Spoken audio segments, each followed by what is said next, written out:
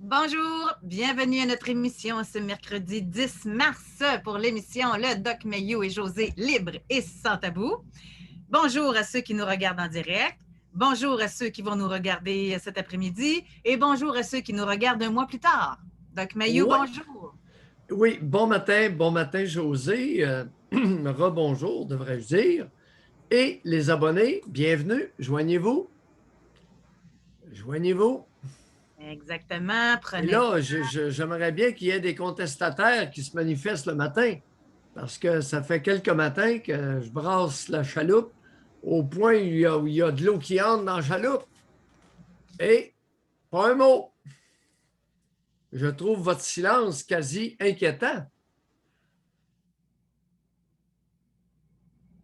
C'est peut-être plus confortable d'écouter que d'argumenter Je ne sais pas.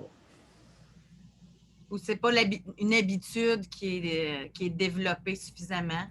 Je retiendrai ce point-là, José. L'esprit critique dans la nation canadienne française, mesdames, combien d'entre vous, comme mère, avez pris soin d'éduquer vos enfants, particulièrement vos fillettes, à avoir un esprit critique? Et là, nouvelle vague des géniteurs. Les papas, quel est le pourcentage d'entre vous qui vont tolérer que la fillette développe son sens critique? Et même que vous favorisiez. Non, je les ai pas oubliés, la nouvelle vague, là. Non. Puis il n'y a pas plus d'hommes qui prennent la parole le matin non plus pour développer leur esprit critique non plus. C'est Tout à fait d'accord. On a fait la même observation. exactement. Bon, alors on va partir Oui. ça avec Manuel qui a levé la main. Bonjour Manuel.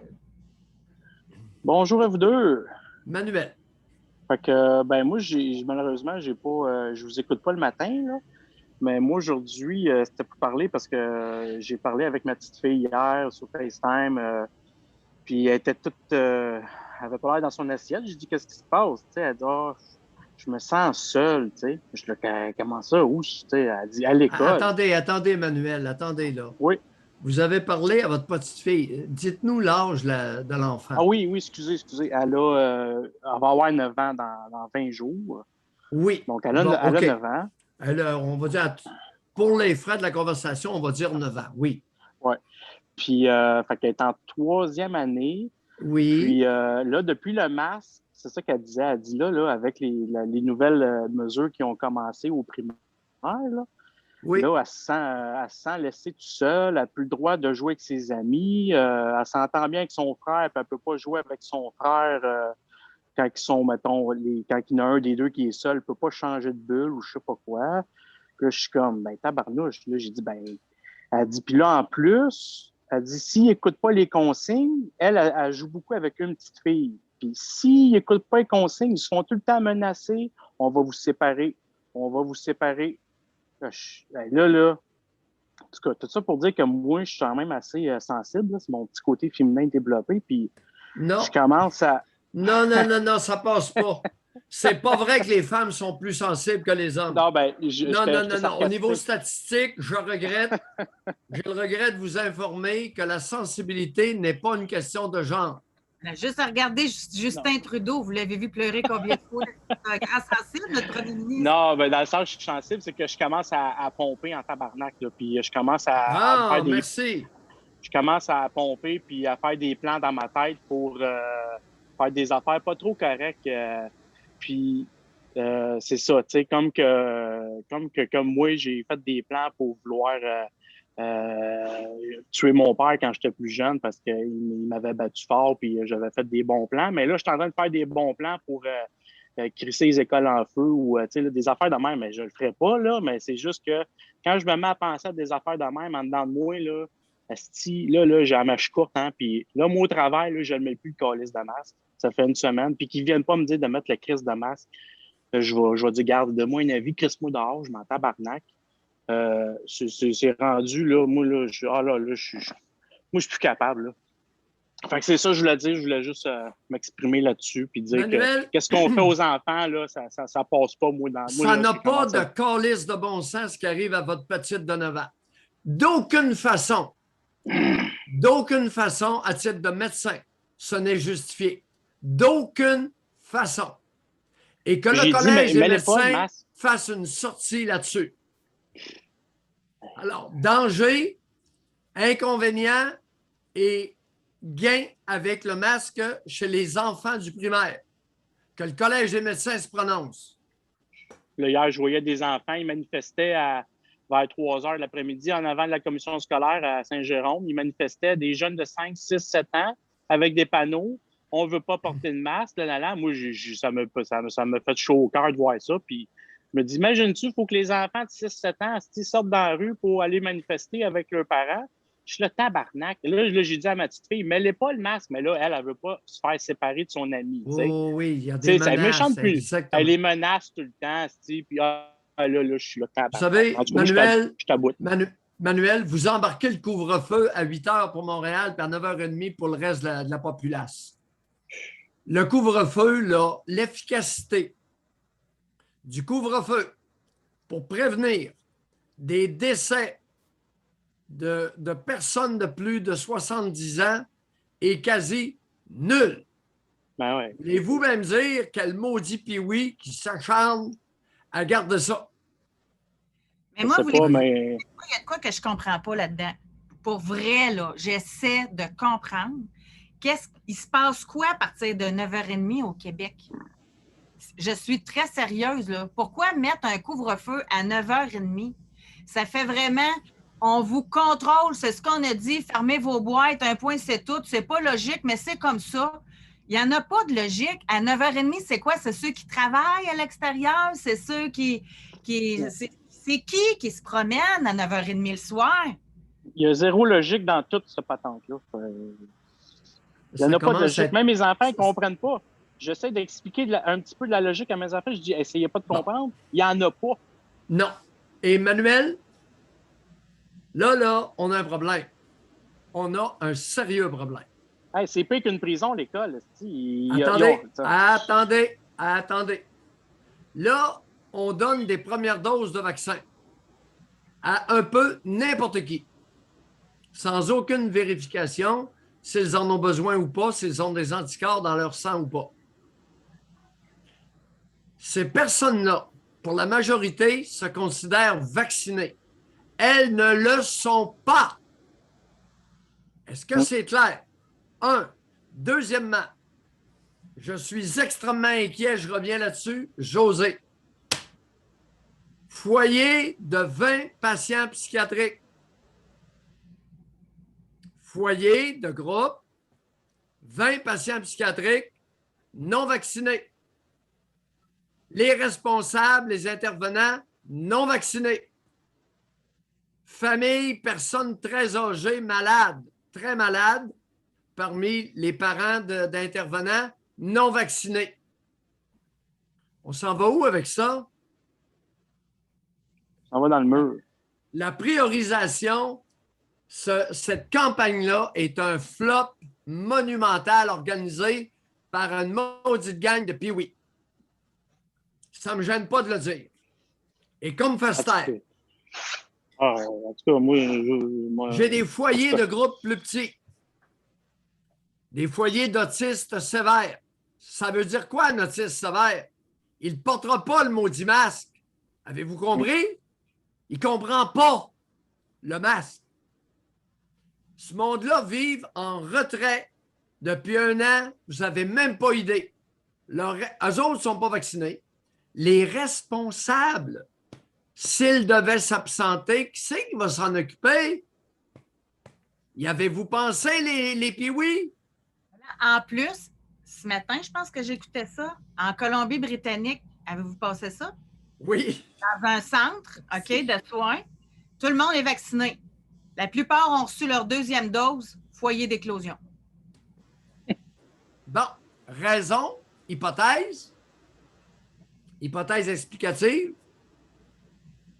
Il paraîtrait, semble-t-il, que chez les grands vieillards, les moribonds, leur système immunitaire ne produit plus. Il est à terre. Il est fini, il est scrap. Vous donnez un vaccin, pensez-vous que vous allez ressusciter le système immunitaire? Puis c'est eux autres qui ont la priorité sur les vaccins. Puis en plus, si j'aimerais ça que le Collège des médecins commande sur ce que je viens de dire. Est-ce qu'il est vrai que chez les grands vieillards très malades, souvent, leur système immunitaire est près de 0 au niveau efficacité et qu'ils meurent régulièrement de pneumonie? Est-ce que j'ai raison ou si j'ai tort? Collège des médecins, un jour ou l'autre, vous allez devoir vous avancer sur la place publique. Moi, une interrogation que j'ai, c'est que là, on fonctionne encore sur menace, OK, pour le redéconfinement. Là. Quand les 65 ans et plus vont être vaccinés, quand tout le monde va être vacciné, là, on va pouvoir recommencer peut-être à se faire des soupers le vendredi soir. Fait que ça prend la majorité de ceux qui n'en auraient pas besoin, si je comprends bien, si leur système immunitaire est à terre, qu'ils soient vaccinés pour que ceux qui ne seront pas vaccinés puissent se rencontrer. C'est donc bien bizarre, tout ça. Manuel, José, vous m'ouvrez une porte. Combien de tests sérologiques ont été effectués chez les grands malades de 70 ans et plus qui ont été vaccinés et qui auraient même reçu 2 doses? Combien d'entre eux, notre système de santé s'est donné la peine de mesurer si le vaccin avait produit des anticorps et chez qui le vaccin a produit des anticorps? Vous voulez parler de la science, on va en parler de la science. Moi, j'essaie d'encourager mes 2 enfants. Je leur dis, regarde, lâchez pas, concentrez-vous sur vos études, réussissez comme il faut. Puis, surtout qu'on est capable, on décalisse du Québec, prison, ciel ouvert, calisse. Puis, écoute, moi, c'est sûr que je ne reste pas ici. Moi, il m'enlève 10 000 $ par année d'impôts pour me faire imposer des affaires de même, puis faire des affaires de même à mes enfants. Et là, moi, je te dis, là, ma rage, elle va, s'il faut qu'elle sorte, là, ça va brasser en tabarnak, une couple va se faire pogner à la gorge. Manuel, j'aimerais ça savoir, est-ce que vous êtes séparés ou vous êtes avec votre conjointe, la mère de vos enfants? On est séparés. Mais on a une bonne entente, puis on est proches. Parce que j'imaginais la femme qui est habituée à suivre les consignes, puis l'homme qui est, lui, comme vous, dans cet état-là, ça doit brasser dans la cabane. Ben, là, non, c'est ça. Une chance qu'on habite pas ensemble. Moi, j'ai vraiment... Elle sait que je suis assez coupé là-dessus, là, mais même elle aussi, là, j'ai dit, elle sait ma façon de penser, mais elle est plus douce de ce côté-là, mais moi là, je suis plus capable. Là. Non, c'est de la torture qu'ils font aux enfants, puis c'est une prison rendue. C'est rendu une prison, l'école, puis le monde des esti-niaiseries, c'est rendu l'école, là, c'est de l'endoctrinement, c'est du mettre le monde à genoux, femme-toi, puis écoute, puis après ça, va payer des impôts, tabarnak. Ouais. Manuel, merci de l'avoir dit. Merci Libre et beaucoup, sans tabou, c'est le titre de l'émission. Bye. Bye. En train de c'est ça. J'aimerais tellement ça s'il y en a qui ont pris la peine d'écrire, si vous leviez la main. Là. Regarde, on a Jeff, il dit « Ma femme a été dans les premières à recevoir le vaccin car elle est PAB. » Ça, c'est préposé aux bénéficiaires. Oui. Et hier, pour la 2e fois, ils ont cancellé sa 2e dose. Pareil pour toutes les préposés aux bénéficiaires dans le centre. Ça, c'est Jeff. Il y a quelqu'un d'autre. C'est-tu vrai, ça? Dans le métro, là, y en a-tu de la distanciation? Parce que Ricardo écrit dans le métro, tout le monde est en sardine. En plein jour, le zoo de Granby, plein de familles qui ne respectent pas la distanciation. C'est incohérent, là. Ça ne marche pas. Si dans le métro, tout le monde est en sardine, ça ne marche pas, là. En zone rouge, parce que le métro est encore à Montréal, à ma connaissance. Fait que c'est... Écoute, lorsque je vous dis que la patente de la santé publique, on est avec une gang de pee-wee. C'est ça des pee-wee. C'est pas la Ligue nationale, c'est pee-wee. N'oubliez pas les Japs il y a 2 semaines. Les Japs ont dit on commence notre campagne de vaccination. Première dose, vous avez le rendez-vous pour 3 semaines plus tard pour la deuxième. On garde le vaccin congelé. Puis oui, puis ça uniquement pour le personnel de soins. Pour commencer. Les Japonais ont commencé par le personnel, imaginez-vous donc. Maudit Japonais. C'est pas pour rien que vous fabriquez des Toyota. Moi, je fais un appel parce que je vois passer des commentaires concernant les gens qui ont des enfants qui vivent des impacts. J'aimerais ça en entendre. Si vous voulez lever la main, ça ressemble à quoi? Tu sais, comme on a Jenny, elle dit, ma fille de 6 ans vit les impacts. La moyenne de la classe a diminué. Elle est en train de couler son français. Il y en a d'autres, des petites chicanes en petites filles, là. Ils sont pognés pour rester dans la même bulle. J'ai vu passer ça tantôt. Levez la main. Là, on a Mademoiselle 27 qui est là. Bonjour. Oui, bonjour. Un peu dans le sujet, hier, je suis allée à l'urgence. Attendez, écrit sur le on a de la mur, misère, c'est pas clair, Madame Sophie. OK. M'entendez-vous bien? Ah oui. Allez-y. Hier, je suis allée à l'urgence. Oui. Puis, sur le mur, il y avait une feuille sur laquelle il était écrit pas le droit de breuvage, pas le droit de nourriture, en parenthèse, eau, café. Mais quand tu vas à l'urgence, on s'entend si tu peux attendre très longtemps. Là, j'avais une bouteille d'eau, j'ai pris de l'eau. On vous a perdu malheureusement. Maudit. Essayez de vous rapprocher de votre Wi-Fi ou bien on va raccrocher parce que là, on vous perd trop. Mais si vous êtes capable d'avoir une meilleure connexion, on va vous repasser en priorité pour que vous puissiez poursuivre. Là, on va donner la parole à quelqu'un d'autre. Mais j'aimerais ça. Ben, je suis en train de lire des choses, là. D'où ça, toi? La garderie de ma fille en milieu familial ne met pas le masque pour les enfants et je suis d'accord, car les enfants apprennent à parler. Ben oui, ben là, c'est des bébés. Une garderie au milieu familial, c'est quoi? C'est 4 ans et moins, 3 ans et demi et moins? Voyons. Là. Ben voyons, José. Il y en a un autre qui dit « J'ai discuté avec 2 professeurs en fin de semaine et il y a un impact négatif majeur sur les connaissances et les notes au primaire. » Enlevez la main. Moi, j'aimerais ça avoir le pouls de vous. C'est du concret. Vous le vivez, vous le voyez. Ça serait intéressant. Puis ceux qui le supportent, ce système-là de Pee-Wee, appelez-nous, je vais vous écouter. Ceux qui sont d'accord avec les Pee-Wee de la santé publique, appelez-nous. Il y a sûrement du monde d'accord. Oui. On va vous écouter. Soyez sans crainte. Geneviève, bonjour. Bonjour. Ben, je vais commencer par me permettre de réagir un peu par rapport aux mesures. Moi, j'ai 2 enfants qui sont à l'âge du primaire, qui ont 7 et 9 ans. On est en zone orange, donc le masque en classe n'a pas été imposé finalement. Mais chez nous, ça amène beaucoup de conséquences. Les enfants reviennent le soir, sont fatigués, bien raides, comme si ça leur prenait plus d'énergie faire la journée. Les 2, ils ont des maux de tête la semaine, ils n'en ont pas la fin de semaine. Les boutons au visage. Puis, tu sais, ça revient, là, c'est comme ça depuis qu'ils portent le masque à l'école, juste les déplacements, puis l'autobus. Puis, nous, on en voit des impacts là, déjà en ce moment. Fait que mais, tu sais, je peux pas savoir, je suis bien mal placée pour juger qu'est-ce qui est le mieux ou pas pour les enfants. Là. À ce niveau-là, ça, je suis bien mal placée pour le juger, mais moi, ce que je vois chez moi, c'est que ça a un impact certain sur mes enfants. Là. Ils sont pas aussi bien qu'ils étaient. Ça rend certaines situations difficiles. Là. Le transport scolaire, c'est un autre sujet. Là. Oui, merci de le dire.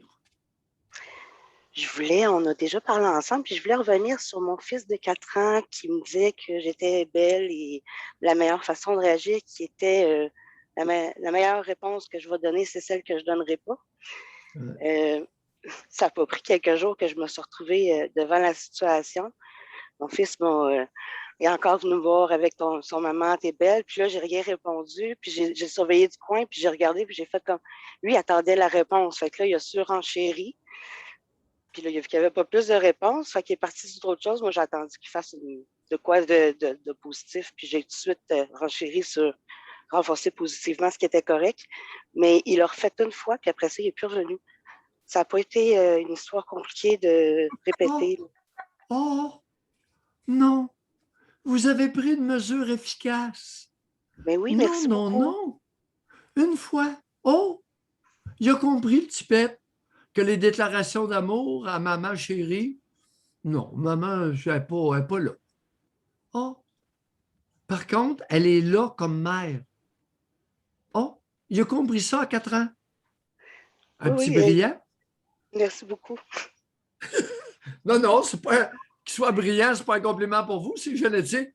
Oh non, mais pour votre conseil. L'intervention, merci.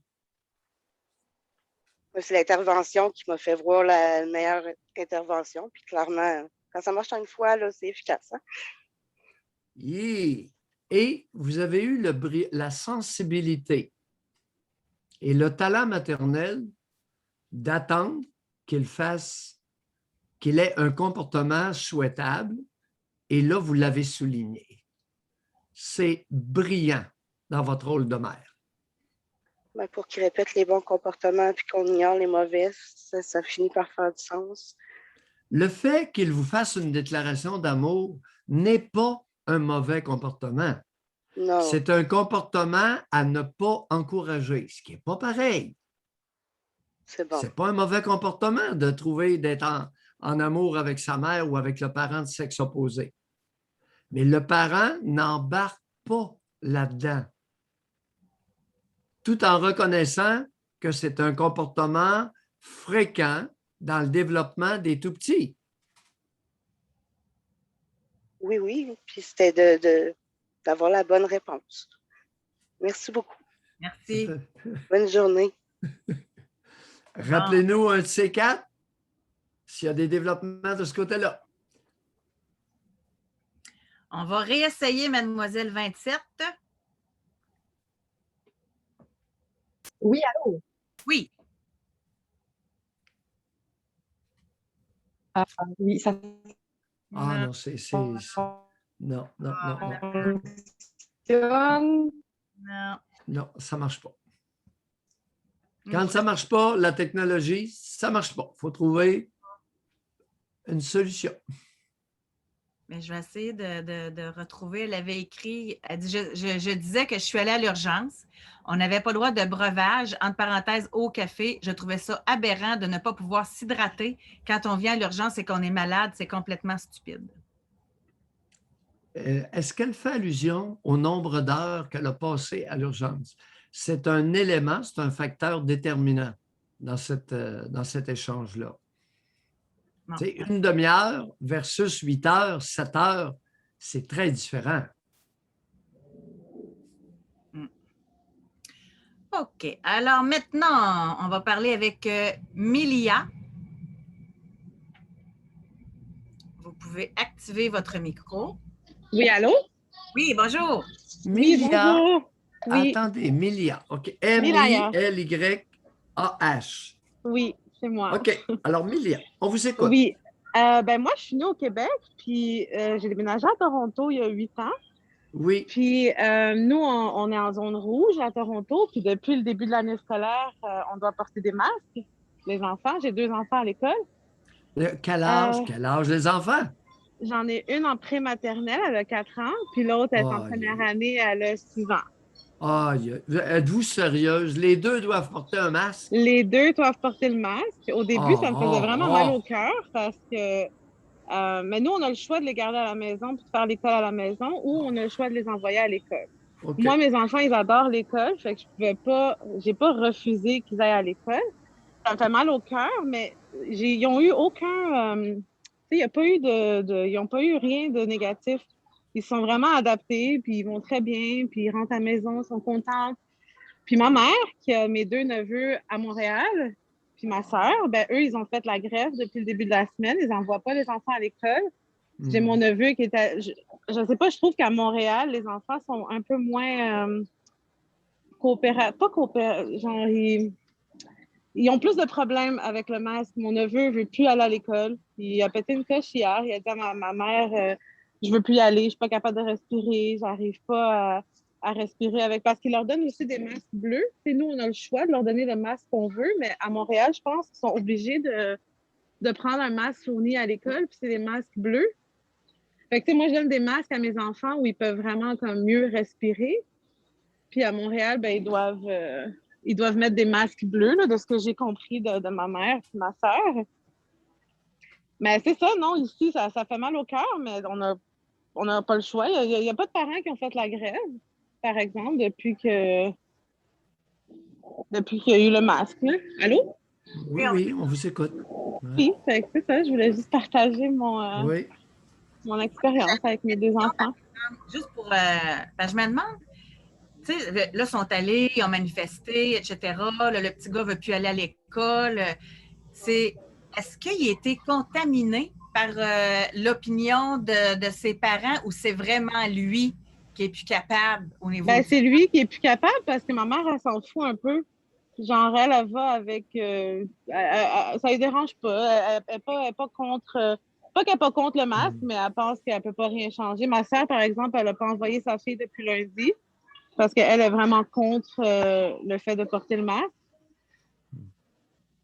Mais sinon, non, mes neveux, ils n'ont pas été... Vous savez, nous, on n'a pas eu... Oui. Mélia, l'histoire... je vais devoir vous faire une confession. Après 1 an,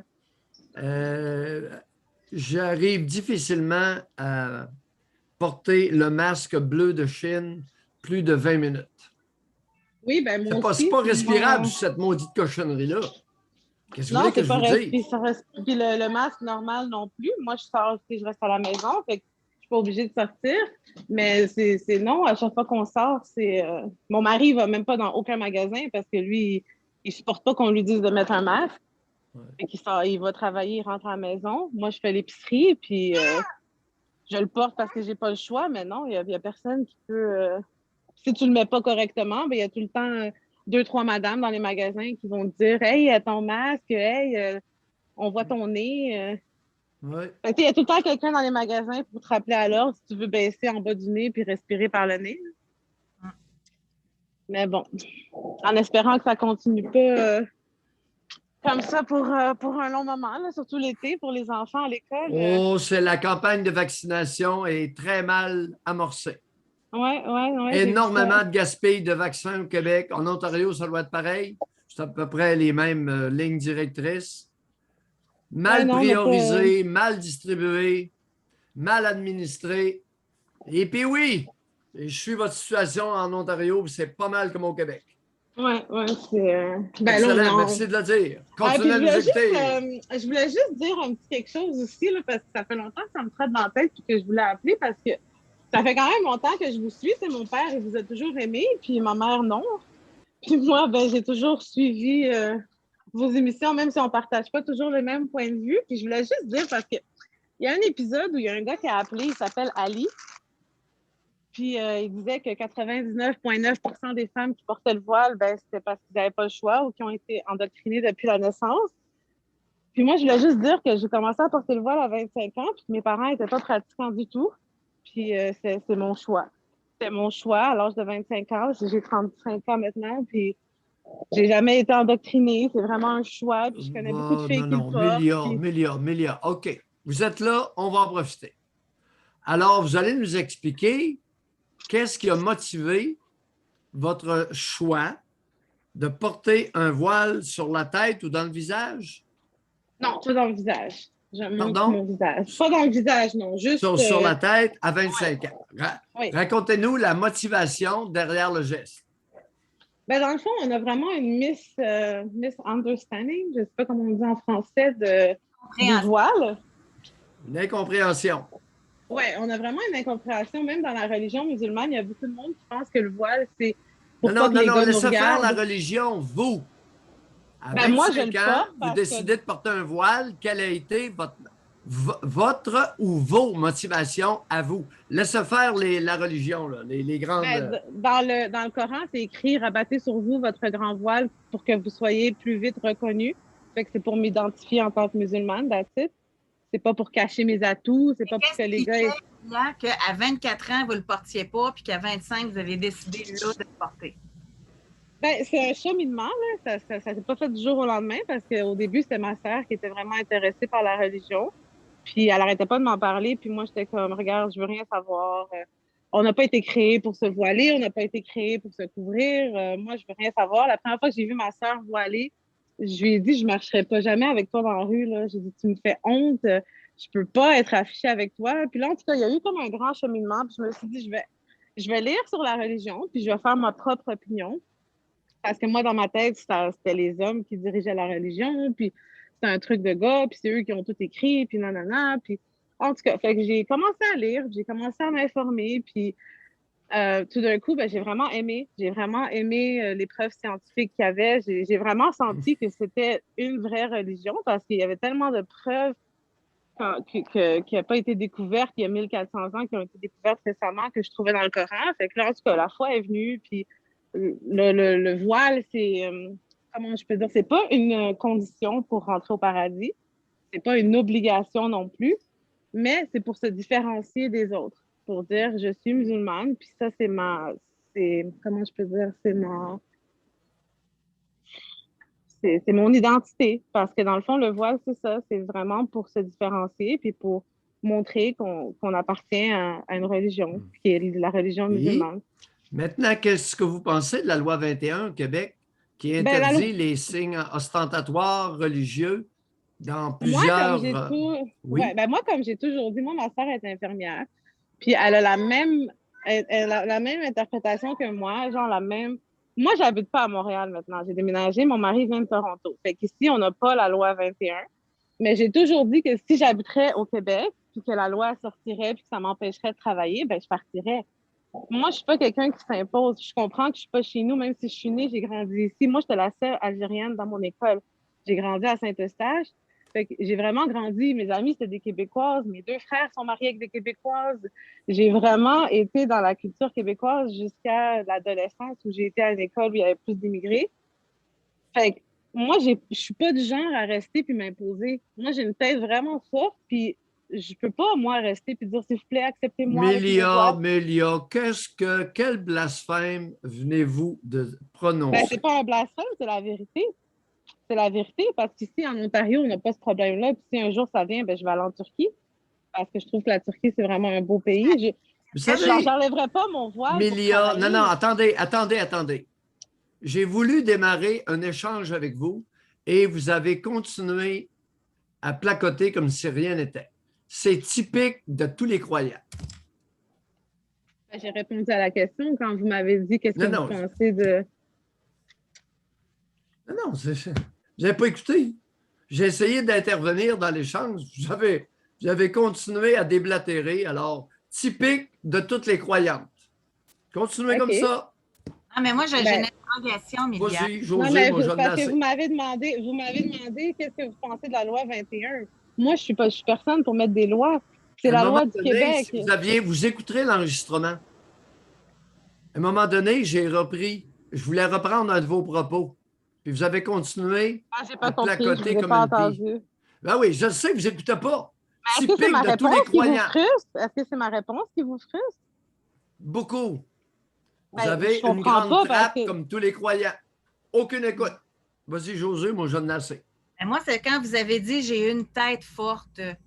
Parce que moi, je trouve que c'est très mal associé avec quelqu'un qui porte le voile, alors que même dans sa famille, ce n'était pas obligatoire. Vos frères sont avec des Québécoises. Moi, mon questionnement, c'est quelle était votre place dans la famille? C'était-tu le fait de porter le voile, c'est une façon de faire un pied de nez à votre famille parce qu'eux ne sont pas... Non, c'était vraiment un cheminement parce que moi, j'avais vraiment des problèmes avant. J'étais vraiment ça m'a aidé, la religion, parce que j'étais vraiment perdue. J'avais des problèmes d'alcool, je sortais tout le temps, je buvais tout le temps, je voyais pas ma vie où elle allait. Puis la religion, ben, ça m'a aidé. Ça m'a aidé, qu'on y croit ou qu'on n'y croit pas. Moi, dans mon cas personnel, ça m'a aidé.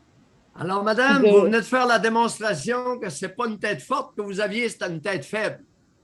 Et vous avez besoin d'une béquille qui s'appelle la religion. Et je suis tout à fait d'accord avec vous que grand bien vous fasse à votre tête faible. Ben, merci. J'ai juste l'impression que c'est mieux que d'être aux pilules. J'ai comme l'impression que ma réponse vous a un peu choqué. Je pense que vous vous attendiez à ce que je dise je suis contre la loi 21. Est-ce que ça vous a choqué que je dise que ça me dérange pas qu'il l'applique ou qu'il l'applique ça pas? fait 3 fois que je vous dis, vous avez une grande rate puis pas d'oreille. Parce que je vous ai pas entendu quand vous m'avez coupé. Oui, vous écoutez pas. On ne peut pas entendre quand on parle sans arrêt. Dans la majorité du temps, on dit que les femmes sont soumises, les femmes musulmanes sont soumises, puis qu'ils ne s'expriment pas. Puis quand on s'exprime, on nous dit qu'on a une grande trappe. À un moment donné, il faut savoir qu'est-ce qu'on dit. Là. Alors, apprenez à écouter et à échanger. OK, bye, j'en ai assez. Bye. C'est toujours la même histoire. Grande trappe, zéro écoute. Et by the way, au fait, le point que tu as amené, c'est le point que je voulais relever quand j'ai essayé de me glisser dans l'échange. Quand elle a grand mal me fit. Ça ne fonctionne pas. Non. Elle a une tête faible. Elle a adopté une religion, fait partie d'un mouvement sectaire, au lieu de prendre des médicaments, des antidépresseurs ou tout à fait d'accord. Aucun problème avec ça sur le plan individuel. Maintenant, jamais je n'accepterai qu'une femme comme ça enseigne à mes petits-fils. Jamais. Mais elle assume son choix. Puis, au niveau de la loi 21, on va quand même y donner. Là. Elle assume le fait que si la loi est là, elle va respecter la loi, mais elle ne le vivra pas. Elle va s'en aller ailleurs à ce moment-là. C'est son choix. On va y donner quand même. Oh, ben écoute, ben oui. C'est sa liberté qu'elle exerce. On va parler, je vais enlever le nom de famille, ça ne sera pas long. Nous avons Stéphanie qui est là. Bonjour Stéphanie. Oui, allô, est-ce que vous m'entendez? Oui. Très bien, oui. Oui, moi, c'est pour parler un peu des hôpitaux, le COVID. Là. Mais pas juste les hôpitaux, en fait. Ça fait 3 mois que j'essaie de voir un médecin par rapport à... Je suis asthmatique. Puis à cause que c'est un symptôme de COVID, malgré que je passe un test de COVID au travail à toutes les 2 semaines, je suis pas capable de voir un médecin. Je me fais toujours virer de bord. Puis j'ai un médecin de famille qui me dirige vers des cliniques. Mais rendu là, j'attends 1 heure, puis ils me disent finalement, on ne peut pas te voir. Ça fait 2 fois qu'ils me prescrivent des médicaments qui ne marchent pas. Sans me faire examiner, c'est juste des guesses. Je leur explique que je me réveille 4-5 fois par nuit en toussant. Ma saturation est à 80-81 quand je me réveille. Mais dans le jour, je suis correcte. Vous savez, Stéphanie, merci beaucoup de le dire. José, comprends-tu mon histoire de Pee-wee, la santé publique? Ça, là, ça existe.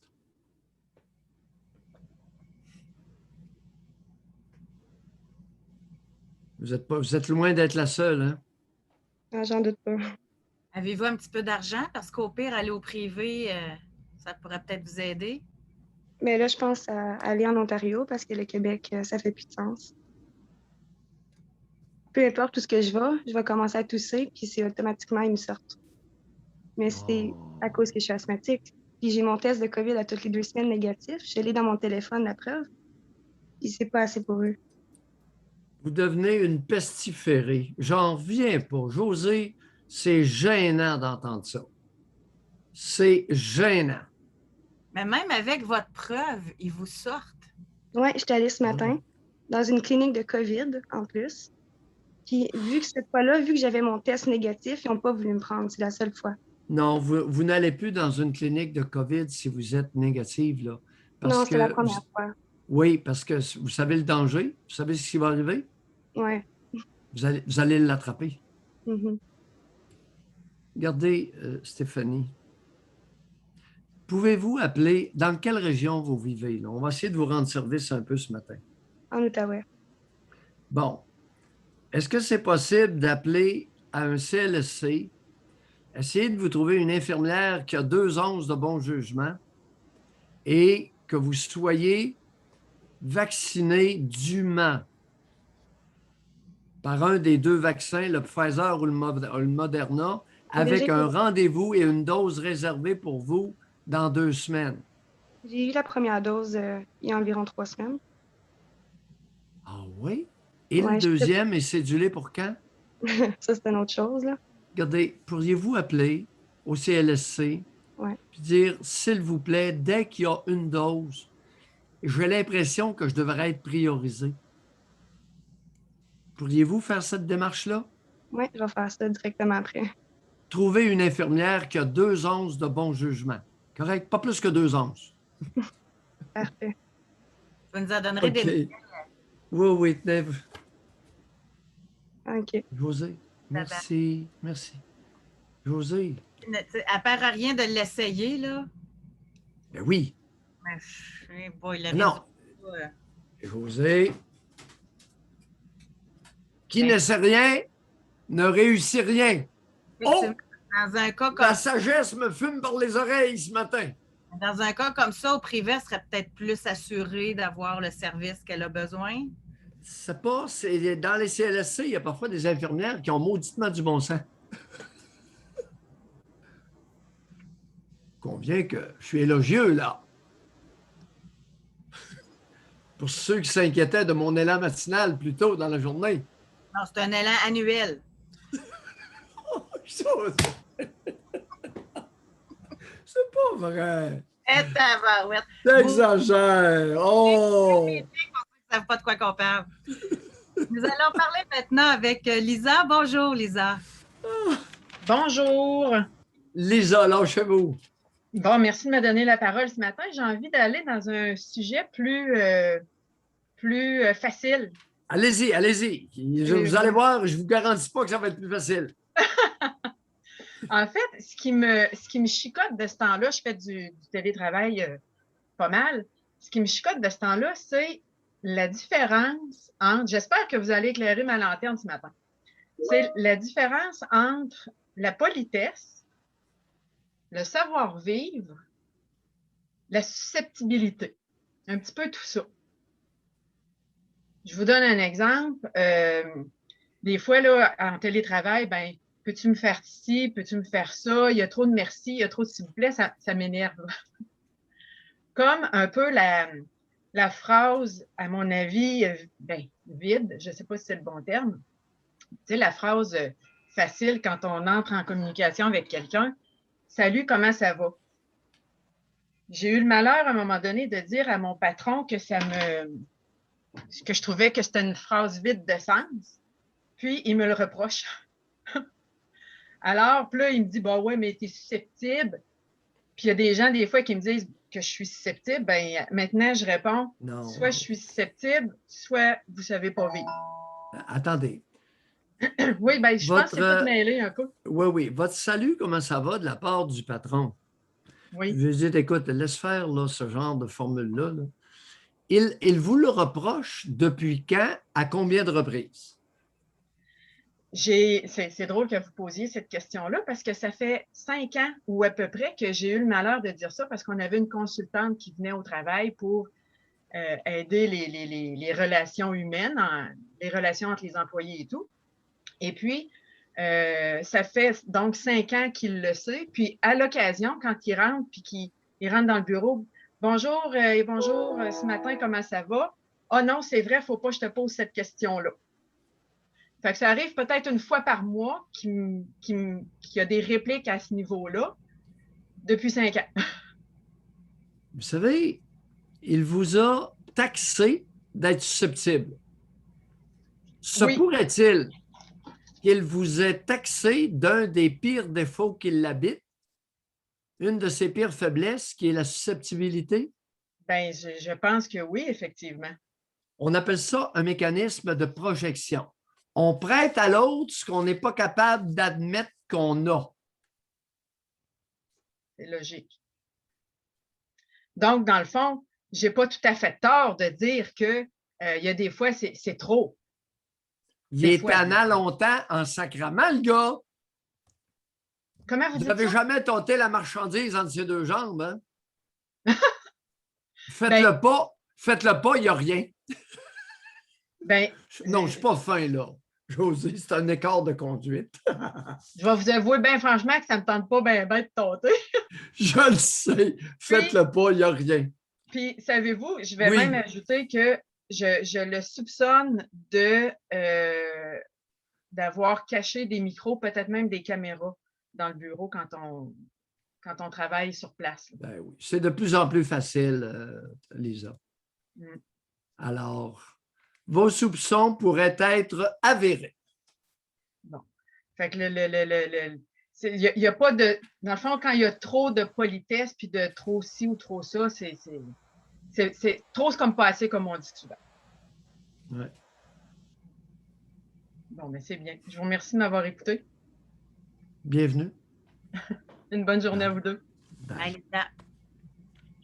En passant, j'ai aucune idée de ce qui s'est passé. Mon Zoom a été déconnecté. Fait que là, je viens de me reconnecter. J'ai perdu le dernier moment, mais tout semble réétabli. Alors, on va parler maintenant. C'est un chiffre, c'est 412-45. Bonjour. Vous pouvez actionner votre micro. OK, ça ne fonctionne pas. La place est libre. Si vous voulez discuter, vous êtes les bienvenus. Quelqu'un sur le comment ça va, quelqu'un qui continue en disant depuis qu'on est en télétravail, on se fait encourager à demander aux autres comment ça va et à jaser un peu pour ajouter de l'humanité dans nos échanges depuis COVID. Piac, piac, piac, piac, piac, piac, piac, piac. Infantilisant. Traiter les adultes comme si c'était des enfants de garderie. Pas du primaire, de garderie. Alors, dans notre grande garderie à ciel ouvert, il arrive à l'occasion que certains individus de taille terminée, de taille assurée, se permettent de considérer tous ceux qui les entourent comme de petits farfadets, de nains de jardin. C'est plein. Pensez-vous que ce qui arrive à Lisa, là, c'est unique? C'est plein. Ah oui, ah ben toi. Ah, toi, t'es susceptible. Hey, Tarla, c'est toi qui l'es. Pas mal plus que Lisa. 5 ans, José. 5 ans qui radote, qui rumine ça dans sa tête. On ne sait pas c'est qui le susceptible.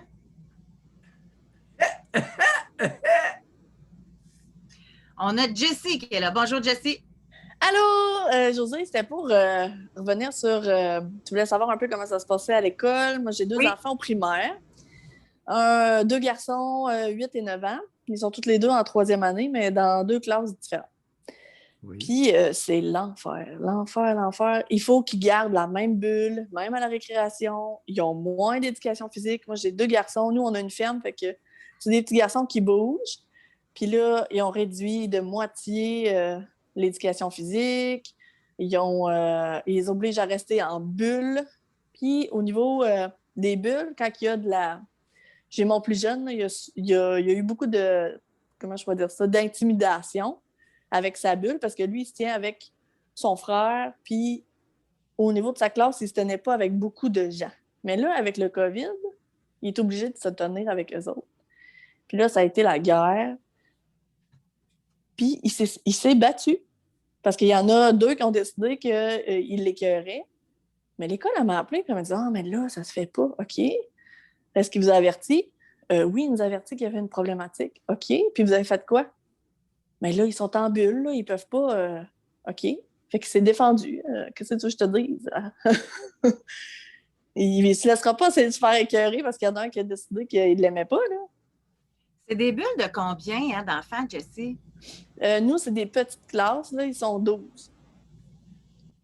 Mais ça dépend des écoles, là. Nous, c'est la classe, fait que c'est 12. Fait qu'ils sont 12 ensemble, puis quand ça va mal... Quelle a été la... Jessie, vous n'êtes pas barré à 40, comme on dit. Vous avez une langue pour vous en servir et une tête pour être utilisée.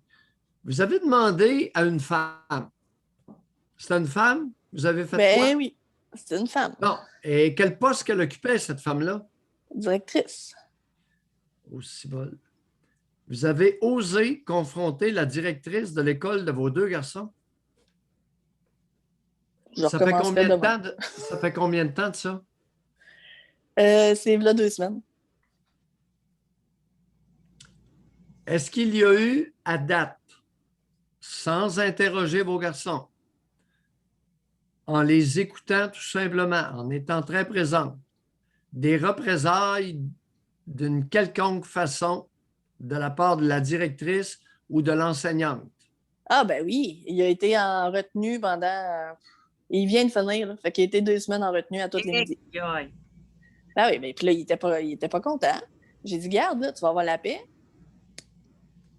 Puis là, c'est fini. José, mais le fait que Jessie intervienne, prenne la part de son fils, ça va peut-être faire en sorte que votre fils va en subir les conséquences encore plus tard. Ah, mais c'est ça. Mais nous, au niveau du COVID, je suis très souple dans mes règles. Donc, les enfants, ils jouent avec le voisin, puis fait qu'ils vont chercher ailleurs. Fait que l'école, là, les enfants... Attendez. Alors là, votre tipette de 8 ans s'est battue. Oui. Avec 1, 2? 3. Il y en a clenché 3? Oui. OK. Ben, je ne l'ai pas chicané à la maison. Là. Il y avait en masse de chicanes à avoir à l'école. OK. Alors là, c'est une balance. La balance de la justice. C'est ça. D'un côté, il en a clenché 3. D'un autre côté, la bonne femme de la direction, 2 semaines de retenue. Oui, puis les autres, ils n'étaient même pas là. Est-ce que, d'après lui, d'après votre fils, ça valait la peine déclencher? Il n'y a plus de problème maintenant.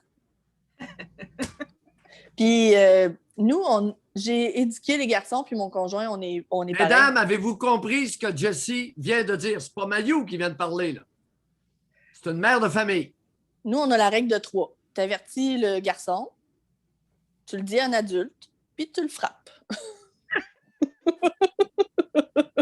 Tu le clenches. Tu le clenches. Tu le clenches toi. Jessie, j'adore ça. Aïe, aïe. Mais sinon, ils sont en terreur. Attendez, Jessie, je vais vous poser une question. Oui. Théorique.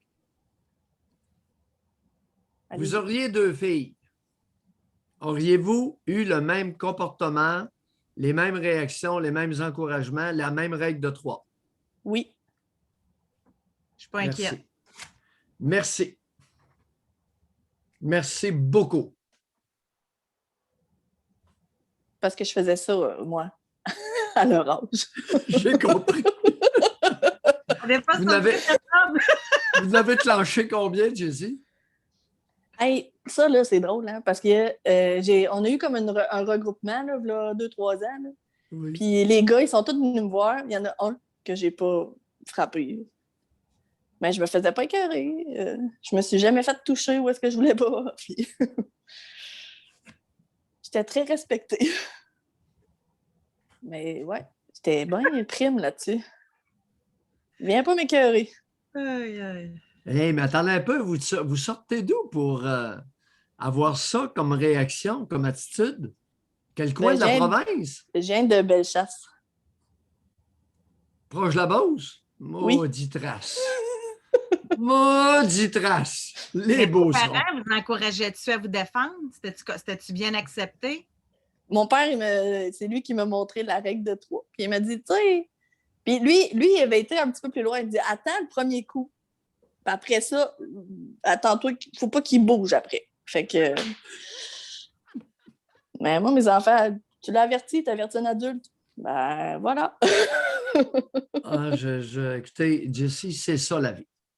Alors, vous préparez vos fils, au lieu d'en faire des victimes, d'en faire des citoyens responsables et fonctionnels.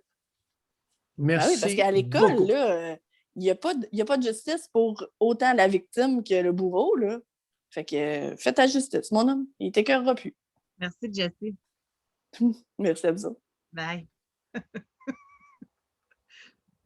Aïe, aïe. Mesdames,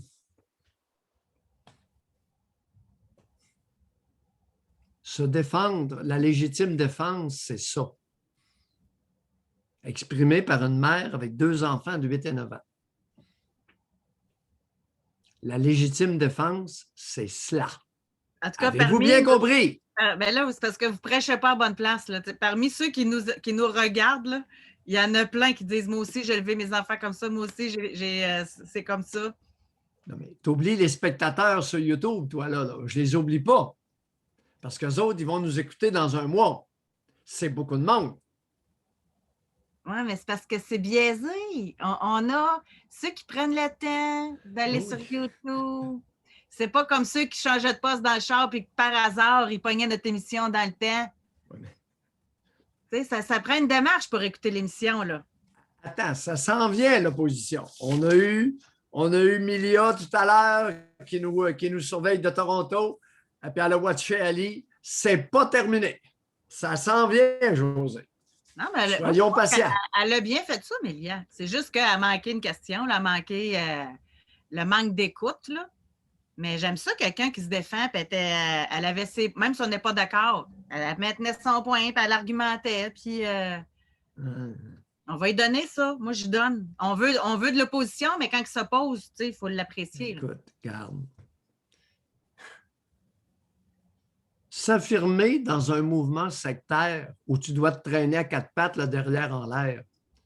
Josée, c'est contradictoire, c'est antinomique. Mais là, on parle de l'émission. Vous aimez ça quand il y a de l'opposition. Elle a défendu son point à elle. Oui. Oui.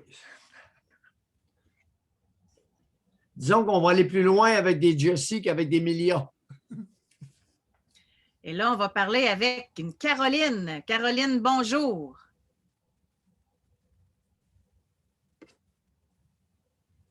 On ouvre le micro, Caroline. Ensuite, on a de la place s'il y a des gens qui veulent participer. Parce que là, Caroline ne semble pas être en mesure d'ouvrir son micro. Non. Peut-être que Caroline est une nouvelle, que c'était un petit bonjour. Ça fait longtemps qu'on n'avait pas eu ça.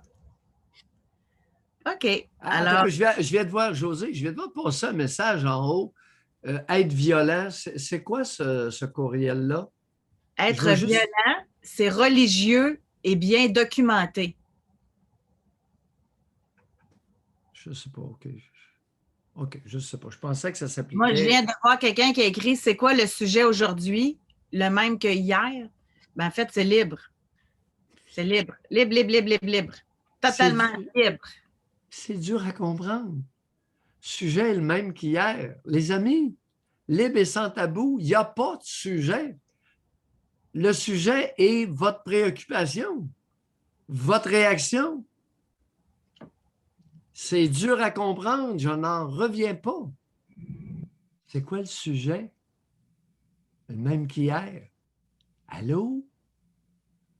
Et d'ailleurs, moi, je pense tellement que ça a été une bonne décision de faire ça. Plus de sujets imposés, plus de sujets...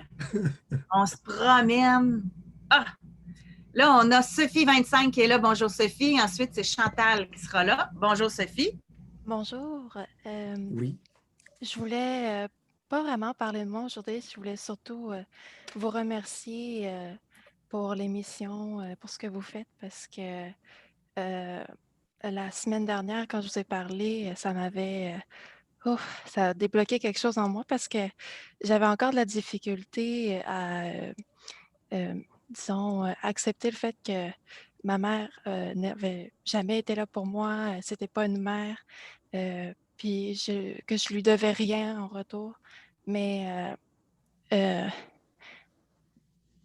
j'ai comme eu un déblocage, puis maintenant je suis... là, c'est sûr, j'ai encore du travail encore sur moi, puis je suis pas prête encore à continuer sur l'émission d'avant, mais je voulais quand même vous dire que ça... Vous remercier, merci. Vous êtes la bienvenue, n'importe quand. Merci, Sophie. À votre rythme, à votre guise, libre et sans tabou. Libre et sans tabou. Bon, ça va finir par rentrer, le mot libre.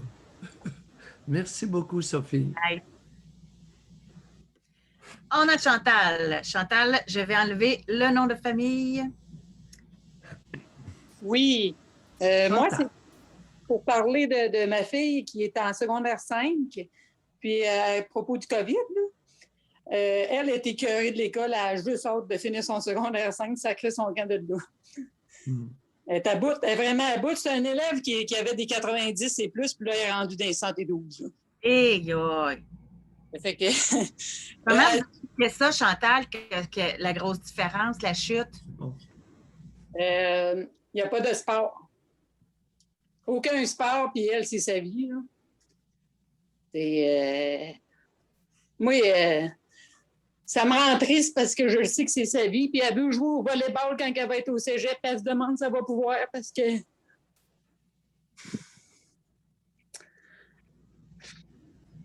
Parce qu'elle ne peut pas s'entraîner avec ses copines, puis... C'est le désespoir.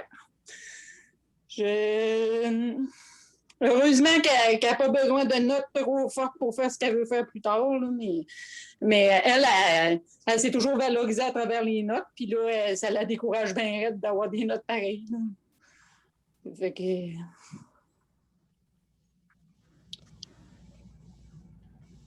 Je sais pas quoi dire de plus. Conséquence d'être dirigé par une bande de pee-wee, pee-wee, pee-wee, pee-wee. Je ne reculerai pas, Chantal et José, pas d'une maudite miette. Même pas d'un iota. C'est incroyable. Une bande de pee-wee, inconscients, sourds, pas à l'écoute, pas observateur, pas connaisseur. C'est n'importe quoi. Et ce que je trouve plate aussi, c'est qu'elle va dans un collège privé, puis je trouve qu'ils ont le don. Au départ, le collège privé, moi, c'était pas mon idée, c'était mon ex-conjoint. Là, il voulait envoyer les enfants là à cause qu'on en a un qui subissait de l'intimidation primaire. Là. Puis si nous autres, on a 5 enfants, 3 gars, 2 filles. Les âges, là, c'est... le plus vieux, il a 23, puis le plus jeune, il a 15 ans. Il vient d'avoir 15 ans. Puis c'est comme... j'ai perdu mon fil, là, je suis nerveuse, c'est la première fois que j'appelle. Oh, Chantal, allez-y, n'importe quoi. Non, moi, n'importe quoi, on vous écoute. Je vois passer des commentaires, Chantal, puis j'aimerais ça réagir. Parce que là, le monde ne comprenne pas pourquoi vous avez de l'émotion en parlant de votre fille, puis qu'elles sont Calvaise! Ben, exactement. Non, attends un peu. Wow, attends un peu. Là. Non, il y en a une couple, là. Gna, c'est quoi cette affaire-là? Pleurant, parlant de sa fille, le sport, ça n'a pas rapport. C'est parce que sa petite fille avait des 92 à l'école. Elle fonctionnait bien. Elle aimait ça, le sport. Ça la passionnait, ça la motivait. Ça la valorisait sûrement. Puis là, à cause de la maudite pandémie puis des règles, là, ben, sa petite fille est en train de s'éteindre. Moi, si j'étais la mère, j'en parle puis j'ai une émotion puis c'est même pas ma fille. Je trouve ça épouvantable. Puis moi, je la comprends, Chantal. Ben, moi, j'ai fait écouter des bouts de votre émission, là. Puis ça y fait popper des affaires au collège, là. Il réprime les jeunes au bout. Là. Il réprime, il les étouffe. Je pense que c'est le même dans le public aussi, mais je pense que le collège, c'est pire. Aussitôt qu'elle cherche à s'affirmer un peu, parce qu'elle, dans le fond, ça a toujours été un élève modèle. Elle était au secondaire 1, elle est arrivée là... bien timide, elle avait peur de pas mal d'affaires, là, elle n'avait pas une très grosse estime d'elle-même. Là. Puis eux autres, ben, ils ont rachevé ça. Là. Ils ne l'ont pas aidé. Moi, en tout cas, je cherche tranquillement à essayer de la sortir de ce marasme-là, ce qui n'est pas évident. Là. Mais le sport, une chose est sûre, quand elle est toute seule à l'école, à cause qu'elle a eu une commotion cérébrale, là, des fois, elle est seule en classe de sport. Elle demande au prof si elle peut mettre le filet de volleyball pour faire pratiquer des services et des attaques. Là. Seule, c'est pas évident, là, mais les services, elle peut le faire, mais les attaques, elle pitche le ballon et essaye de frapper le ballon de bord du filet. Elle a été étonnée de voir que le prof il dit autorisé. Elle était toute surprise. Ça fait que là, il y a un autre élève qui était là aussi. Parce qu'ils ont une journée sur 2, eux autres, qui sont en présentiel. Puis l'autre journée, ils sont devant leur ordinateur. Puis c'est ça, là, l'autre élève qui a passé, elle lui a demandé si elle pouvait jouer avec. Puis c'est un élève qui n'adressait jamais la parole avec. C'est la preuve qu'ils ont besoin de sociabiliser. Là. Il manque de rapport humain. Puis c'est pas la première là, qui me dit que ma fille me dit qu'elle y adresse la parole alors que jamais elle y adresse la parole. Même au contraire, c'était une bitch avant. Ils ont vraiment besoin de parler, puis de se défouler, puis de faire de quoi. Là. Puis ça manque, le sport, ça manque énormément. Puis j'ai bien l'espérance qu'ils remettent ça dans la semaine qui s'en vient parce que les notes, c'est 65 pour le deuxième bulletin. Moi, je dis à ma fille, ben, tu vas te récupérer, tu vas être capable de remonter tes notes. Mais là, elle regardait son bulletin de première étape. Elle riait, mais je voyais bien qu'elle avait envie de broyer, en fait. Là. Chantal, je vais conclure en vous disant deux choses. La première, c'est que les vieux grabataires et les personnes très vulnérables, vous allez avoir cumulé une maudite dette envers les jeunes. Toute une. Ça, c'est un fait. Deuxièmement, pour les abonnés qui n'ont pas compris, votre humble serviteur, qui est moi-même, j'étais dans les premières classes, imaginez-vous donc, au cours classique. Mais le sport est absolument essentiel pour moi. Savez-vous pourquoi? Ça me permettait d'étudier plus longtemps puis d'avoir des meilleures notes. J'allais m'énerver, je faisais de l'exercice physique, je me donnais à fond, je m'assoyais et j'étais tranquille pour 3/4 d'heure. C'est comme ça que j'ai fait mon cours classique, les amis. Est-ce que j'étais le seul? Non. Est-ce que c'est clair? Ai-je besoin d'épiloguer davantage? Je ne crois pas.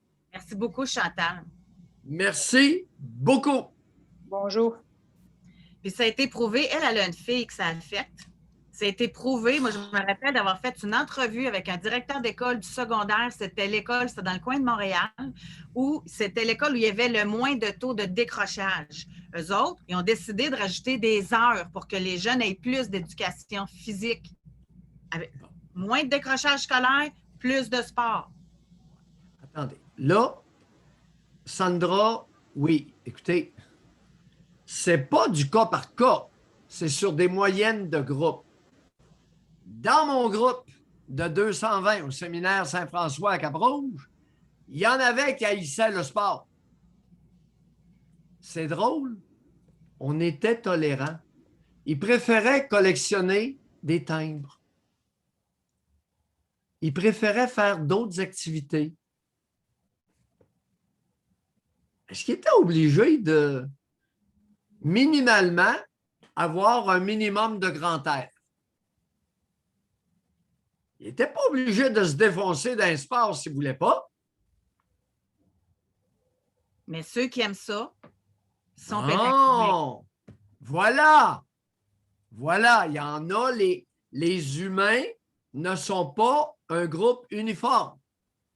Les besoins sont multiples. Mais encore là, je continue, là.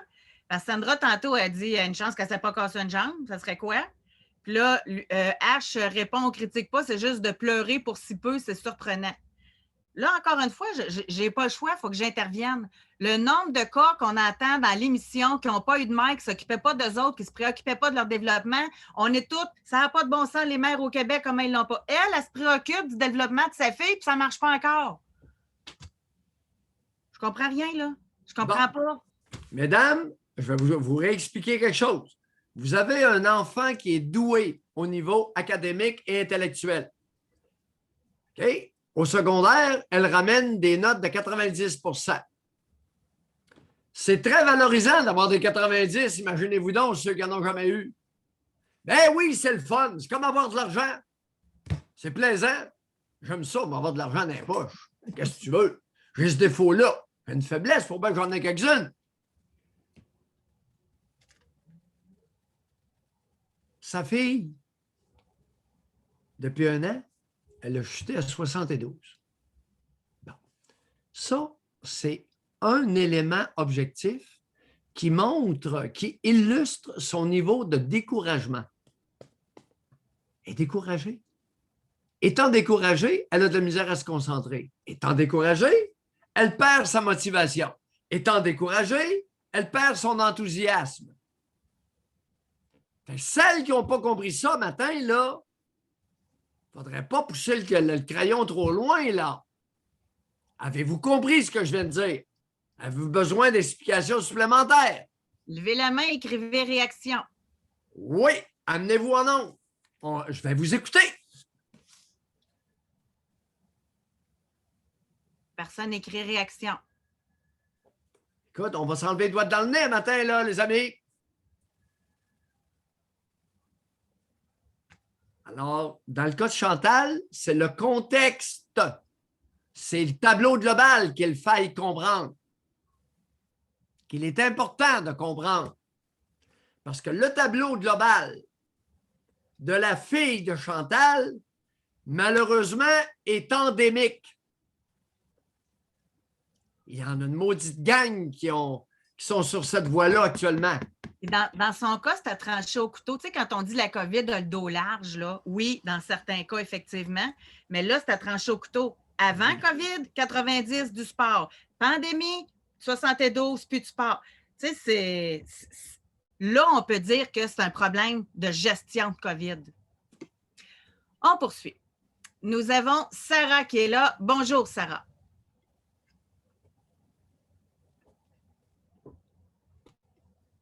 Sarah, une fois, deux fois. On va parler avec Andy. Andy, bonjour. Bonjour, est-ce que vous m'entendez? Oui. Très bien, Andy. Dans le fond, je voulais réagir à propos de toute l'histoire de la pandémie parce que moi, dans le fond, il y a quelque chose qui me fait vraiment chier à cause de tout ça. C'est parce que moi, j'ai envoyé ma demande pour m'enrôler dans les Forces armées canadiennes.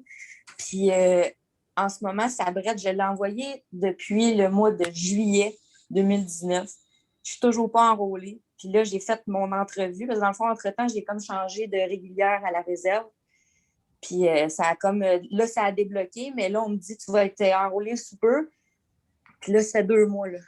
Puis, tu sais, j'attends comme depuis 1 an et demi, puis on me dit que c'est parce qu'ils sont à staff réduit à cause de la COVID, puis tout.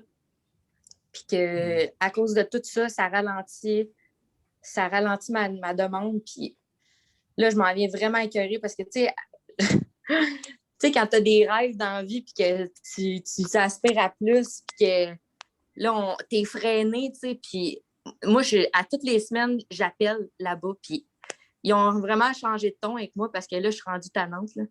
Puis ils me disent, là, Madame Paris, oh, excusez, j'ai dit mon nom de famille.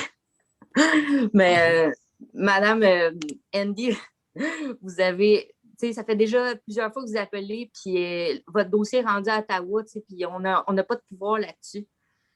Puis moi, ça m'enrage, puis je sais, à quelque part, je sais que c'est vraiment long, les trucs là, gouvernementaux. Tu sais, je travaille moi-même au gouvernement, puis des fois, ça peut être vraiment long, mais moi, t'as dit que là, ça me fait tellement chier. Là, j'ai décidé d'aller faire mes maths 536, 4 5 en formation aux adultes, parce que là, je me dis, je veux m'occuper, je veux driver pas mon hyperactivité, mais ma drive de ma soif d'apprendre. Puis là, on me stoppe, tu sais, puis là, on me dit que ça se peut que je ne puisse pas rentrer non plus ce mois-ci pour finir mes maths, puis tout. Puis j'ai l'impression là, que comme ça aboutit pas. Puis tu sais, j'ai pas d'enfant, puis j'ai pas j'ai pas tant de problèmes avec le masque, puis tout. Tu sais, moi, ça... En arrière de j'ai comme une vitrine que moi, je peux travailler sans le masque. Fait que, tu sais, je parle juste pour moi. Là, Andy, vous avez mentionné que vous avez rempli vos premières formules en juillet 2019. Oui. Qu'est-ce qui s'est passé en juillet 2019 puis le printemps 2020? On m'a demandé de faire des tests d'allergie, étant donné que... Ah, puis ça, c'est une autre affaire. Les tests d'allergie, parce que j'avais eu des genres d'allergies quand j'étais enfant. Puis ça aussi, c'était stoppé à cause de la pandémie, parce que là... Non, attendez. Oui. Andy, Allez-y. Face à un problème bien campé est à moitié résolu. N'oubliez pas que j'ai fait 7 ans dans les Forces armées canadiennes. Mon cours de médecine a été payé par l'armée. Alors, vous avez fait une demande au bureau de recrutement en juillet 2019. Oui. Je vous ai demandé, la pandémie a commencé en mars, début mars 2020, n'est-ce pas? C'est ça, exactement. Alors, de l'été 2019 jusqu'au printemps 2020, qu'est-ce qui est arrivé avec votre demande d'enrôlement? Là, vous nous dites, il y a eu des petits pépins. Oui. Ils ont demandé des tests d'allergie parce qu'ils veulent quelqu'un qui est en bonne santé. Oui. Je suis d'accord. Désolée, j'ai comme omis ce détail quand que je l'ai dit. Mais il y a aussi que, parce que dans le fond, moi, j'avais envoyé mes papiers au mois de novembre. Au mois de novembre 2019, j'avais été colis d'Amazon, ouais, encore des maudits colis. Est-ce que vous voulez qu'on vous attende? Non, attends, je devrais fermer la porte. Bon. OK, on devrait être tranquille.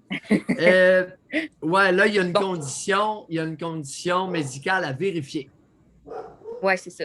Dans le fond, moi, au mois de novembre 2019, j'ai fait mes tests d'aptitude, j'ai été éligible, tout le kit.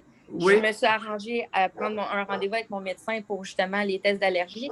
Elle me dit, au public, ça se peut que ça te prenne 1 an. Fait que là, OK, je me suis dit que j'allais soit peut-être aller au privé, étant donné que, tu sais, je me disais que ça ne me tentait pas d'attendre 1 an. Oui. Puis là, les tests d'allergie, étant donné que là, c'était la COVID à partir du mois de mars, tu sais, c'était déjà novembre, décembre, janvier, février. C'était juste 4 mois, j'avais envoyé ma demande, tu sais. Fait que je m'attendais à attendre plus. Non, regardez, Andy, voyez-vous, là, problème bien campé, solution beaucoup plus évidente. Là, ça donne qu'au Québec, on a un système public. Oui. Le système public, il est bon, mais il vous prend quand ça fait leur affaire. Exact. Alors, le problème, c'est la lenteur du système public à répondre à la demande. Mm-hmm. Malheureusement, c'est cela. Alors, vous avez été remise dans 4 mois, 6 mois pour votre rendez-vous de test d'allergie. Ça a tombé en plein début de la pandémie. Bonsoir la visite. Le personnel est muté ailleurs. Souvenez-vous? Oui. Hein? Fait que votre service, votre test d'allergie, là, vous vous êtes torché avec solide. Fait que, même si vous appelez le bureau de recrutement, ils veulent des tests d'allergie. Non, je sais, mais ça, c'est fait. Ça a été fait en novembre 2020. Novembre 2020. C'est ça, là, j'ai changé parce que moi, je voulais savoir pourquoi c'était aussi long d'avoir mes... Bon, ben là vous êtes tombé dans le ralentissement du recrutement. À votre connaissance, oui. Le taux de recrutement dans les Forces armées canadiennes a baissé de combien de pourcents en 2020? Pas loin de 25 %, j'imagine. Je ne sais pas, là. Est-ce qu'ils vous l'ont dit? Je pensais que vous la saviez, la réponse. J'ai aucune idée. Non, j'ai hâte. Est-ce que vous leur avez demandé? Ça, c'est une question que j'aimerais savoir. Vous allez les appeler, bureau de recrutement, et vous avez ralenti votre recrutement en 2020 par rapport à 2019 de combien de points de pourcentage? Mm-hmm. Vous demandez ça au bureau de recrutement et vous nous rappelez. Parfait. Andy, on ne lâche pas. Merci. Je voulais juste, dans le fond, terminer avec quelque chose. C'est ça, fait que cette année, tu sais, je vous avais dit que je travaillais beaucoup dans un appel précédent, puis que je voulais vraiment me canner de l'argent, puis tout le kit. Puis là, ben cette année, je me suis rendu compte qu'encore une fois, je me faisais ramasser par l'impôt parce que je travaillais comme un deuxième emploi. Un deuxième emploi en restauration, tu sais. Puis je leur avais mentionné à mon entrevue, je veux que vous m'enleviez de l'impôt sur mes payes parce qu'à mon autre place, que j'ai travaillé 9 ans, ils ne m'enlevaient jamais d'impôt. Puis quand je suis passée d'étudiante à salariée, ça m'a vraiment fait chier, tu sais. Puis j'ai quitté à ça. Puis ils m'ont dit oui, pas de problème. Fait que là, j'ai travaillé comme à août, à octobre, à cet endroit-là. Ils m'ont enlevé 0 impôt, tu sais. Puis je leur avais dit aussi que j'avais fait un contrat d'enseignement, que j'étais vraiment payée cher. Puis là, tout ça cumulé ensemble, là, ça va me coûter genre vraiment beaucoup d'impôts. Puis là, je me suis comme fâchée parce que je me suis dit, comment qu'on fait de l'argent au Québec? Puis, à force d'écouter vos émissions, vous parlez avec vraiment beaucoup de sortes de personnes qui sont très éduquées à mettons, je parle pas d'éduquer, je parle de, mettons, la scolarité, scolarisée, beaucoup scolarisée, puis un peu moins scolarisée. Puis là, je me suis comme fâchée, puis je me suis dit, je vais aller finir mes maths 5,36 de 4 et 5 aux adultes, puis je vais probablement retourner aux études. Puis je vais probablement tout donner pour avoir pour améliorer mon sort, parce que j'ai bien beau avoir un bon salaire, mais je trouve que je ne suis pas satisfaite. Puis moi, je suis vraiment travaillante, puis je sais que j'en ai en dedans, puis je veux juste améliorer mon sort. Puis je me dis, je vais avoir des enfants à m'amener, puis je vais avoir une maison, puis c'est pas avec le salaire que j'ai, j'ai de la misère, là, genre, à me projeter dans le futur avec mon salaire en ce moment. Fait que je voulais juste vous remercier, comme m'avez éclairé sans que vous en rendiez compte, là, mais je pense vraiment que je vais retourner aux études, puis je vais me forcer le derrière, puis je vais m'enlever les doigts dans le nez. C'est bon. C'est bon pour tout le monde. Merci beaucoup, bonne journée. Merci beaucoup, Andy. Par rapport à l'armée, Oui. là, on a eu Jeff qui a commenté. Il dit que lui, il travaille à la base de Valcartier, puis que les activités ont drastiquement diminué de 70 C'est pas Ma question était très précise. C'est pas les activités militaires. Plus l'enrôlement, plus... Recrutement. Jeff, j'apprécie votre réponse. Elle ne concerne pas ou peu ma question. Le recrutement, c'est l'enrôlement de nouveaux membres. 2019-2020, les chiffres sont connus.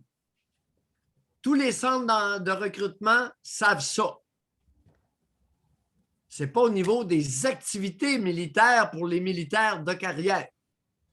Je veux avoir une personne informée, les amis, possède le pouvoir. Liberté de choix, pouvoir de décider. Comment pouvez-vous? On en a une, elle dit à la réserve navale, je n'ai pas vu de différence d'enrôlement, je traite les dossiers des nouveaux membres. Bon. À la réserve, j'ai demandé bureau de recrutement des Forces armées canadiennes régulières.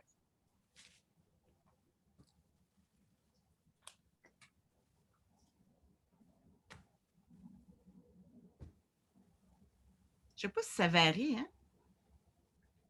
Je ne sais pas. C'est la question que je me pose. Autrement dit, est-ce qu'on niaise Andy ou s'il y a un ralentissement important du recrutement, c'est-à-dire de l'enrôlement dans les Forces armées canadiennes régulières de nouveaux membres? Je ne sais pas. C'est important qu'on le sache. C'est important que Andy le sache. Parce que là, on a dressé le portrait.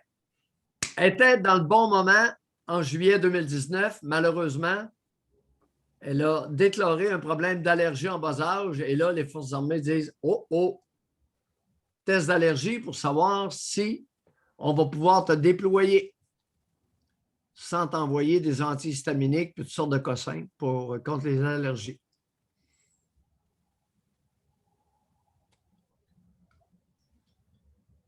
Oui, c'est la première fois que j'entends parler de ça. Je ne savais pas qu'ils vérifiaient ça pour les allergies. Bien oui, mais n'importe quelle condition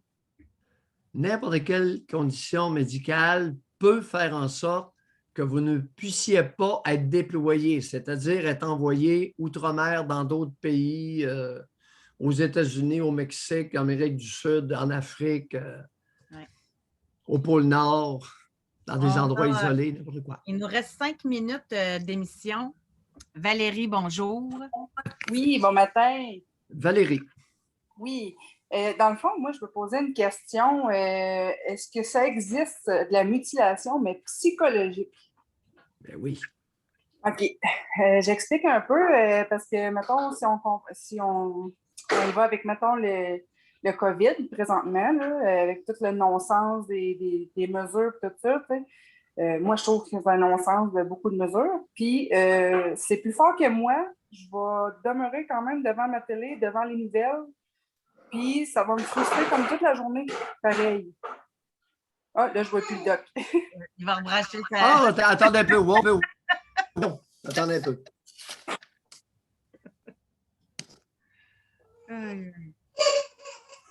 OK. Il est de retour. C'est bon. On y va.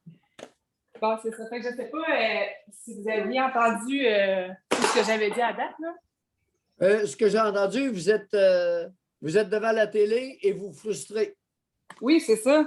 Tu sais, je me dis, OK, il y a encore des mesures, pas beaucoup d'assouplissement.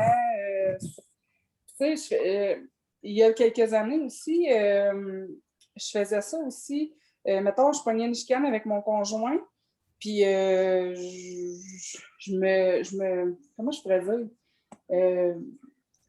Je m'enfermais, pas je m'enfermais, mais je m'obligeais à pas avoir une belle soirée avec lui, mettons, à cause de ma chicane. Mettons, je sais pas, ça allait finir avec une relation sexuelle, c'est certain, puis tout ça avec les enfants, c'est pas évident. Fait que, mais je m'empêche de vivre ça. J'essaie d'être claire un peu, là. Est-ce que vous vous chicanez à cause de vos opinions qui sont différentes par rapport aux restrictions?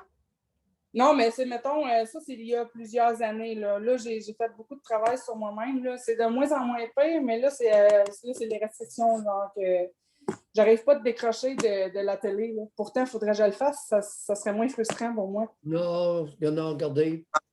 On va mettre ça dans l'autre sens.